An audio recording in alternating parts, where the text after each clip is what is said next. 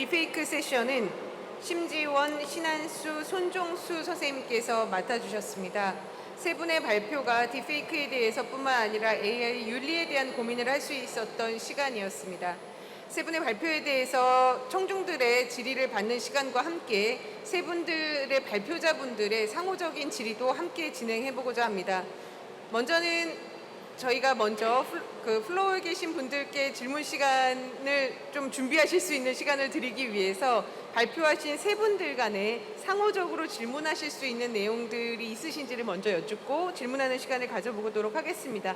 혹시 세 분 가운데 질문이 있으시면 질문해 주시면 되겠습니다. 네, 저 두 분께 여쭤볼 게 있는데요. 먼저 소장님께 여쭤보고 싶은 건 저희 AI 윤리 쪽에서는 이제 기업에서 많은 윤리 원칙을 내놓는 거에 대해서 상당히 이제 긍정적으로 보는 반면에 또 한편으로는 이제 윤리 세탁이라는 표현을 써서 기업이 어떤 그런 윤리 원칙을 발표함으로써 이제 혹시나 윤리를 뭔가 수단화하고 우리는 인공지능 윤리 원칙도 이렇게 발표하고 최선을 다하고 있다 이런 식으로 얘기한다고 또 한편에서는 비판을 하기도 하는데 실제로 그러니까 윤리학자들이 저는 이렇게 말하는 것들이 그 내부는 잘 모르잖아요. 그러니까 밖에서 보는 사람의 입장에서 말씀드리는 거고 그런 논의가 있는 거고요. 근데 실제 기업에 있으시면서 인공지능 윤리 원칙을 이렇게 만드실 때 그 내부의 진짜 그 분위기나 이런 거는 어떤지 여쭤보고 싶고요. 또 하나는 그 윤리 원칙을 만드는 그 구성원들은 주로 어떻게 이루어지는지 옛날부터 기업에 계신 분을 뵈면 여쭤보고 싶었습니다. 그러니까 뭐 마이크로나 구글도 그런 거를 내놓으면 그 구성원은 다양성의 원칙에 의해서 만든다고 하는데 어떤 전공을 가지고 있고 정말 그렇게 다양성을 존중해서 구성되는지 그 두 가지를 여쭤보고 싶습니다. 네, 이제 말씀을 드리면은 저희 회사 내부적으로 이제 AI 관련 프로젝트들이 되게 많아요. 그 이제 AI 팩토리 그리고 이제 AI 방송 미디어 쪽도 있고요. 이제 채용 시스템 쪽도 있고 거의 대부분의 부서가 AI 관련 기능들이 하나씩은 다 들어가 있습니다. 그래서 이제 저희가 이제 AI 윤리 가이드라인을 이제 만들어낼 때 이제 1차적으로는 저희 연구소에서 초안을 잡았고요. 그리고 이제 잡은 초안을 가지고 이제 AI 과제를 하고 계신 그 과제 리더분들하고 같이 이제 조그맣게 AI 윤리위원회를 만들었습니다. 그렇게 해서 이제 내부의 만장일치로 이제 가이드라인 초안을 이제 통과를 시켰고 이제 그게 지금 이제 저희 회사의 경영진 분들에게 이제 그 결제가 올라가 있는 상태입니다.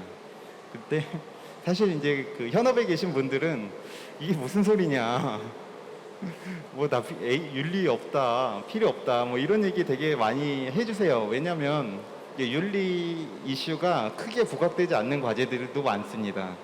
뭐 예를 들어서 이제 AI 팩토리에서 이제 뭐 제품 검사하는 모듈을 만든다라고 하면은 윤리적으로 큰 이슈가 안 돼요. 이제 제품이 정상인지 불량인지, 뭐 두부가 예쁘게 잘 나왔는지 예쁘게 잘 안 나왔는지 판별하는 뭐 이런 모듈이기 때문에 우리는 윤리랑 관계 없습니다.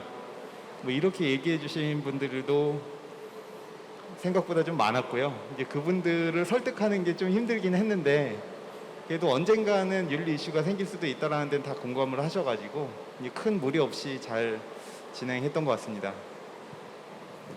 그리고 또 하나 있는데요. 아까 그 나빌레라 저는 그거 엄청 좋은 작품이라고 많이 들었고 이제 나중에 기회가 되면 보려고 하는데 저는 거기에 그 기술이 쓰였는지는 몰랐는데 우리가 보통 연기를 잘한다고 하면 막 그런 것도 다 잘하는 배우를 우리는 연기라고 하잖아요. 발레를 못하는데 그것을 위해서 막 배우고 그럼 앞으로의 배우들은 어떻게 보면 그런 노력들을 그러니까 예를 들면 막 아픈 연기를 하면 살을 빼기도 하는데 앞으로는 그런 딥페이크나 이런 것들로 연기가 잘한다는 의미가 좀 바뀔 수도 있는 가능성이 있을까요? 네, 그거를 좀 먼저 말씀을 드리면은 AI가 얼굴 표정도 만들어내고 눈 깜빡이는 거, 뭐 얼굴의 움직임도 다 만들어내는데요. AI가 스스로 만든 거는 약간 어색합니다. 그래서 저희가 쓰고 있는 거는 그 몸 동작은 이제 대역분이 하시고 AI 얼굴을 붙이는 거잖아요. 그래서 대역이 했던 그 동작에서 붙일 얼굴 연기를 그 송강님이랑 박인아님한테 이제 촬영을 요청을 드렸고, 그때 이제 얼굴이 이렇게 턴 돌 때 나올 표정들을 다 저희가 이제 영상으로 땄습니다. 그래서 그걸 학습 데이터로 사용해 가지고 붙여 보니까 정말 이분들의 연기가 그대로 살아있는 형태로 만들어지더라고요. 그래서 배우분의 연기력이 불필요한 수준까지는 현재는 아닙니다. 배우분의 연기력이 필요한데 아마 멀지 않은 미래에는 불필요할 수도 있겠다라는 생각이 들고요. 근데 그게 언제냐라고 하면은 지금 말씀드리긴 조금 어렵고, 짧으면 10년 안, 길면은 몇십 년 안에는 아마 그런 이슈들도 있을 것 같아요. 네, 두 분 발표자분께서는 혹시 상호 질문하실 내용이 있으십니까? 저도 저는 심 교수님께 궁금한 게 하나 있는데요.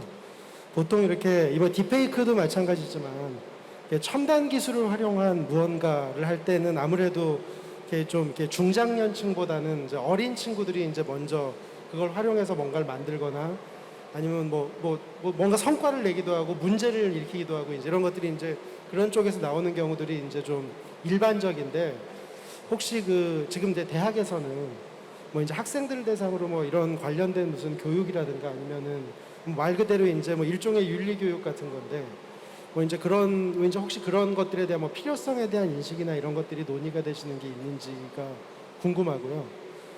저도 우리 소장님께도 궁금한 게 하나 있는데요. 아까 이제 이 돌아가신 분을 이제 되살려내는 것에 대한 이제 윤리적 문제, 기준 이런 거에 대해서 말씀을 하셨는데, 그렇게 논의를 하시다가 그 결론이나 아니면은 어떻게 진행되는지가 궁금해요. 그러니까 제가 최근에 사실 개인적인 견해를 말씀드리면, 사실 저는 이렇게 엔터테인먼트 산업의 영역에서 이렇게 돌아가신 분들을 되살리고 하는 부분들에 대해서는 솔직히 좀 개인적으로는 약간은 부정적인 생각을 가지고 있는데, 얼마 전에 제가 그런 뉴스를 또 봤거든요. 정신대 할머니들이 이제 많이 돌아가시고 계시지 않습니까? 이제 그분들을 AI로 되살려서 이제 무슨 전시관 같은 데서 이제 직접 이제 관람객들하고 이렇게 대화도 하시고 이런 이제 작업들이 있는데, 저도 이제 그걸 보면서 이게 그러면 돌아가신 분들을 그렇게 하는 게 꼭 나쁜 것만은 아니네. 이제 개인적으로 이제 이런 생각을 했거든요. 그래서 아까 이제 말씀하실 때 그런 이제 논의가 있어서 이제 일이 중단이 됐다고 하셔서 어떤 내용으로 어디까지 이렇게 논의가 되셨는지 거기에 대해서 좀 궁금합니다. 심지어 선생님부터. 네. 대학에서 많이 그런 AI 윤리 교육은 많이 하려고 하고 있고요.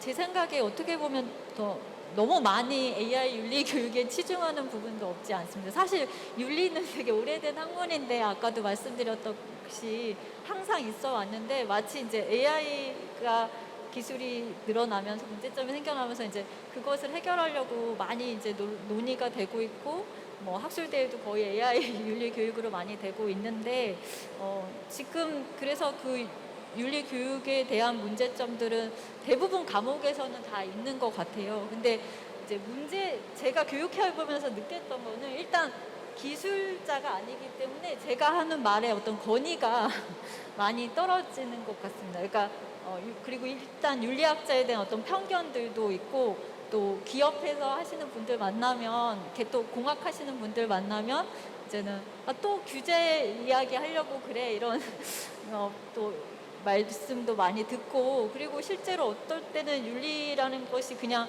공허한 외침으로 끝나는 경우도 많이 있다는 사실을 또 인정도 하고, 그래서 이 기술을 인문학자가 다루고, 물론 자동차를 다 알아야지 운전할 수 있는 건 아니지만, 인문학자가 기술을 다룬다는 의미가 뭔지에 대해서 일단 많이 고민을 해봐야 될 것 같고요.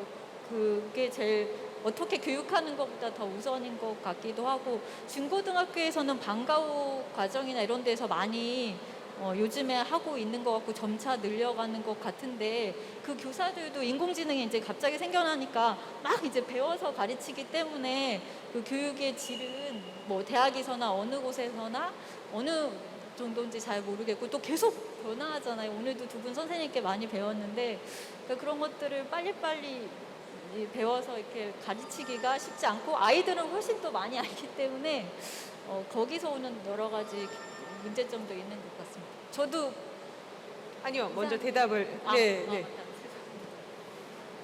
네, 그 저희가 이제 돌아가신 분을 한번 방송으로 내보낸 적이 있어서 이제 돌아가신 분들을 복원한 영상 전문 기업으로 많이 인식이 돼서 요청을 되게 많이 받아요. 그 중에서는 그 자살해서 돌아가신 연예인을 영상으로 복원해달라는 요청이 한 번 있었습니다. 그 소속사에서 그 모든 권리를 가지고 있는 연예인이었고요. 그 뭐라 그러죠? 그 팬클럽에서도 너무 좋다고 하고 있고 부모님들하고 가족들도 다 하고 싶다 그랬는데 저희가 그걸 거절할 수밖에 없었던 게 자살하신 분을 우리가 기술로 이렇게 복원을 하는 것이 옳으냐 이걸 판단하기가 너무 어려웠어요. 이게 예, 아마 내가 이제 어느 날 갑자기 자살을 한다고 하면 기분이 나쁠 것 같거든요. 예. 그래서 이제 사실 이제 돌아가신 분을 복원하는 일은 가급적 안 하고 있습니다. 가급적 안 하고 있고 이제 근데 저희 그 거북이 영상 보고 저희 어머니께서 해주신 말씀이 언젠가 나를 찍어서 AI로 만들어 둬라 라는 얘기를 해주셨어요. 본인이 이제 그 언젠가는 돌아가실 건데 돌아가신 다음에서라도 내가 내 아들, 딸 그리고 손자들한테 할머니가 어떤 사람이었는지 보여주고 싶다 이런 거를 말씀해 주셨을 때 필요는 하겠다. 필요는 한데 우리가 어떤 기준으로 어떻게 만들 거냐에 대한 어떤 법적, 윤리적 제도가 확립이 좀 필요한 시점이구나 정도까지만 생각했고요. 그 이상 뭐 다른 건 하지 못했습니다. 소장님 말씀 들으니까 저희가 왜 연명 치료를 하지 않겠다라는 사인을 먼저 요즘에 하잖아요. 그러니까 그게 먼저 사실은 선택권에 대한 것과 판단의 근거가 되는 것처럼 나중에 되면 복원하지 않겠다라는 것에 대한 사인도 하고 죽어야 되지 않을까라는 생각이 듭니다. 네, 뭐 복원을 허용하는 이제 네. 사인을 한다든지 뭐 아마 이런 식으로 네. 가야 되지 않을까 네, 네. 뭐 이렇게 생각합니다. 혹시 또 아까 질문, 네. 저는 신한수 기자님께 말씀드리고 싶은데 아까 이제 발표하시는 거 들을 때 보면서 드는 생각이 이렇게 AI로 복원이 아니라 이렇게 만들어지는 대상들이 그 왜 신한은행 그 광고의 그 이름 로지인가 너무 예뻐서 정말 깜짝 놀랐는데 보니까 뭐 김지호 아나운서도 그렇고 왜 다 여성인 것 같아요. 그 대상이. 그래서 그런 게 상업적일까 뭐 이런 생각은 하긴 하지만 그 왜 그런 만들어진 인물들이 여성인지 궁금하고 또 하나는 그 가짜 뉴스 막 이런 얘기들을 많이 하는데 저는 거기서 가짜 뉴스라는 말 자체 가짜가 도대체 무엇을 의미하는지도 궁금하고요. 그 기자분들도 그 과학이나 이런 게 그러니까 잘못된 정보를 알려주려고 한 게 아니라 그 뭐 바뀌는 데가 있잖아요, 지식이. 그러면 그런 것도 가짜 뉴스라고 할 수 있는지 또 여쭤보고 싶고 또 정말 언론인 분이시라서 저는 요즘에 기자분들이 기레기라는 소리를 많이 듣는데 좀 저는 억울하는 부분이 분명히 많을 것 같아요. 그래서 그 부분에 대해서도 여쭤보고 싶습니다. 그 뭐 첫 번째로 일단 그 이제 만들어지는 이제 그 AI로 만들어지는 뭐 메타 휴먼이라고도 하고 뭐 버추얼 휴먼 뭐 이런 말씀들을 많이 하시던데 뭐 이제 그런 분들이 이제 주로 여성분들인데 그 사실 AI 앵커 같은 경우에는 꼭 그렇지도 않은 것 같습니다. 그러니까 이제 지금 뭐 보시는 것처럼 이제 신화사에서도 남성 앵커들이 또 이제 만들어지고 있고요. 아까 보여드린 분 외에 다른 분도 또 이제 그 유명한 AI 앵커가 한 분 계시고 또 그렇다 보니까 이제 그 이제 그 리포팅이라는 영역에서 이제 AI 앵커라고 할 때는 이제 물론 뭐 여러 의미가 있을 수 있습니다만 그거는 이제 꼭 뭐 여성만 이제 이렇게 대상으로 작업이 된다 뭐 이렇게 말하기는 조금 어려울 것 같고요. 근데 뭐 아직까지는 뭐 이제 이렇게 리포팅을 할 때 있어서 이제 뭐 좀 뭐 시각적인 면 뭐 이런 것들을 뭐 고려하는지는 모르겠습니다만 사실 앵커 쪽은 이제 그런 걸로 보이고요. 그리고 이제 근데 이제 그 아까 말씀드린 그 모델이나 이런 분들은 아까도 말씀드린 것처럼 뭐 그 CF 모델이나 뭐 또 쇼 호스트나 이런 분들이 이제 주로 이제 여자분들을 이제 이 모델로 해서 이제 많이 만들고 있는데 뭐 글쎄요 그 부분은 뭐 제가 말씀드릴 수 있는 부분은 아닌데 뭐 교수님이 생각하시는 것처럼 어느 정도 이제 상업적인 성과나 사람들의 이목을 끌거나 하는 데 있어서 뭐 조금 아직은 이제 우리 사회의 구조상 그게 좀 유리하다라는 판단 때문에 이제 그런 것이 아닐까라고 생각을 해요. 그러니까 보면 사실 우리가 꼭 버추얼 휴먼이 아니더라도 홈쇼핑 채널을 보면은 쇼호스트 중에서도 뭐 여성분들이 이제 수가 더 많은 게 또 사실이고 또 그리고 아까 그 말씀드렸던 그 신한은행이나 이런 쪽에 계신 그 이제 그 CF 모델 하신 그 이제 그 버추얼 휴먼도 뭐 그분만이 아니라 이제 패션 업계에서 최초로 이제 그 활동을 시작했던 그런 그 버추얼 인플루언서나 그리고 뭐 미국에서 제일 유명하다는 가수 아까 또 사진으로 보여드렸던 일본에 있는 뭐 인플루언서 다 여자분들이시거든요. 그렇다 보니까 아무래도 그 부분은 뭐 이제 이 상업적인 성과나 결과하고 좀 더 깊은 연관이 있는 것이 아닐까라고 생각이 됩니다. 그리고 또 말씀하신 그 이제 가짜 뉴스라는 부분은 이 부분이 이제 지금 거의 전 세계적으로 이 페이크 뉴스냐 뭐 페이크 뉴스 혹은 뭐 미스 인포메이션 뭐 여러 가지 이제 그런 표현으로 이제 보이고 있는데 뭐 그 부분에 대한 뭐 정의라든가 개념이 아직 통일되거나 합의된 건 없는 것 같습니다. 그래서 근데 이제 다만 이제 우리나라에서는 자꾸 그게 논조식으로 흐르니까 이제 문제가 되거든요. 그러니까 내 마음에 안 들면 가짜 뉴스인 거죠. 이제 그렇게 이제 자꾸 이제 표현이 되다 보니까 그게 뭐 사실이냐 아니냐하고 상관없이 그렇게 이제 약간은 좀 그 뭐 뭐랄까 이제 이 정파적이고 약간은 좀 이 사람의 생각에 따라서 이제 그 판단을 하면서 이게 이제 진짜 진실이냐 아니냐 뭐 이런 게 문제가 아니라 뭐 말씀드린 것처럼 이건 내 마음에 드느냐 내 마음에 들지 않느냐 이걸 기준으로 자꾸 나누고 있기 때문에 거기에서 이제 문제가 생기는 거다라고 생각을 합니다. 그리고 뭐 사실 기레기 문제는 뭐 그거야 그거 역시 이제 뭐 제가 뭐 그거 뭐 대표해서 뭐 드릴 수 있는 말씀은 아니지만 일단은 그 사회적으로 그 이제 저널리즘이라는 게 또 뭐 기자라는 직업군이 하고 있는 이제 역할들이 이제 분명히 있는데 그 직업군과 그 행위가 자꾸 신뢰를 잃어버릴 때는 사실 사회적으로도 이제 그 일종의 데미지가 있을 수 있는 그런 부분이어서 뭐 이제 그 부분이 좀 안타깝죠. 뭐 억울하다기보다는 일단은 그 부분이 좀 안타깝고요. 이제 그 부분을 위해서는 뭐 저기 뭐 업계에서도 많이 이제 노력을 해야 된다고 생각을 하고 있습니다. 네, 지금 청중석에 계신 분들 중에서 혹시 질문 있으십니까? 네, 너무 많은 이야기들을 잘해주셨기 때문에 청중석에서는 질문이 없으신 것 같고요. 사실은 AI라는 기술 자체에 대해서 우리가 많은 이야기들을 이제 하고 있는데 그 기술의 발전이라는 것은 결국은 이념적인 발전이기보다는 필요에 의한 발전이다 보니 여러 가지 문제들은 당연히 생성될 수밖에 없고 생성된 문제가 우리의 인간이 가지고 있는 민낯들을 자꾸 드러내는 것이 아닌가라는 생각이 듭니다. 마지막으로 세 분께 한 분씩 돌아가면서 말씀해 주셨으면 하는 것은 각각의 직업 분야에서 이 AI라는 기술이 앞으로 이렇게 했으면 좋겠다, 이렇게 발전했으면 좋겠다, 이런 기술로 갔으면 좋겠다라는 지점으로 마무리 멘트를 해주시면 오늘의 토론을 마치도록 하겠습니다. 아무래도 가까이 있는 심지원 교수님부터. 네. 저는 그 기술이 이제 활용하면서 상당히 편리한 점도 많고 아까 그 발표하신 선생님들의 내용을 보면 정말 기술이 아니고서는 우리가 누릴 수 없고 느낄 수 없는 그런 많은 좋은 긍정적인 효과들도 상당히 많다고 생각합니다. 그러니까 너무 매력적이라고 생각합니다. 그것을 거부하기에는.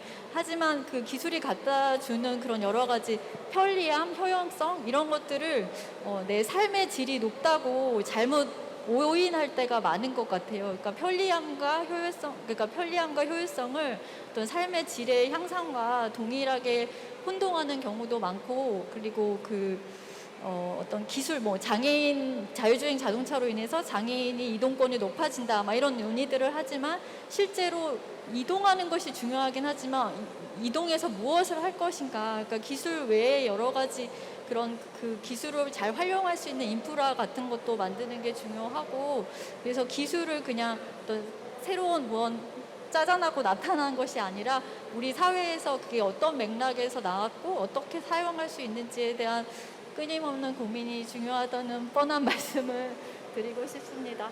네. 신한수 이사님. 예. 저는 제가 말씀드렸던 주제인 AI 저널리즘에 대해서 말씀을 드리고 싶은데요.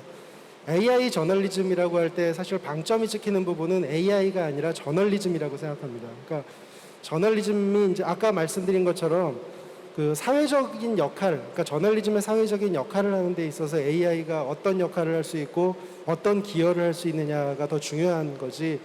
AI가 얼마나 기술적인 완성도가 높아서 정말 감쪽같이 앵커를 만들어내고, 사실 그 부분은 일종의 수단이지 목적이 아니라고 생각하거든요. 그러니까 이제 수단과 목적이 이제 좀 전도가 되는 상황, 이런 상황들을 피하기 위해서는 이제 AI 저널리즘의 영역에서는 AI가 끊임없이 이제 AI 기술 발전을 이제 추진하면서도 계속 놓치지 말아야 되는 건 이제 기술의 발전보다는, 기술의 발전도 굉장히 중요한 문제입니다만 그 안에 있는 가치나 철학이나 이런 부분들을 얼마나 꼭 쥐고 나가느냐가 이제 AI 저널리즘의 성패를 가를 거라고 생각합니다. 그래서 하여튼 신뢰를, 그러니까 저널리즘의 신뢰를 높일 수 있는데 AI가 많이 기여할 수 있는 이제 그런 방향으로 발전해 나갔으면 좋겠습니다.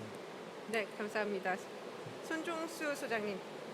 네, 아까도 말씀드렸다시피 이 기술 자체가 가지고 있는 이슈보다는 그 기술을 어떻게 쓰는지, 기술을 쓰는 사람들이 얼마나 잘 쓰는지가 훨씬 더 중요한 이슈라고 생각을 합니다. 이제 그런 것들을 잘 하기 위해서 이제 법도 만들고 제도도 만들고 이제 교육도 하고 하게 되는 건데요. 이제 엔지니어로서 말씀을 드리면 법이 만들어지고 제도가 만들어지면은 저 같은 사람들은 너무 힘들어요. 막 법에 맞춰가지고 막 프로그램을 이렇게 만들어야 되고, 법에 맞춰가지고 어떤 걸 피해서 해야 되고, 이제 AI는 아직은 법과 제도가 충분히 만들어지지 않은 상태라서 한편 엔지니어들이 굉장히 편하게 일을 하고 있거든요. 굉장히 편하게 이제 다른 제도의 이제 제약 없이 편하게 개발을 하고 있는 중인데, 이렇게 편하게 개발하고 있을 때 스스로 알아서 잘하는 그런 문화가 만들어지기를 한번 기대해 봅니다. 이상입니다. 네, 저도 소망해 봅니다. 고맙습니다. 네, 이렇게 해서 2일차의 딥페이크 세션을 채워주신 심지원, 신한수, 손종수 소장님께 큰 박수로 감사의 인사를 전했으면 좋겠습니다.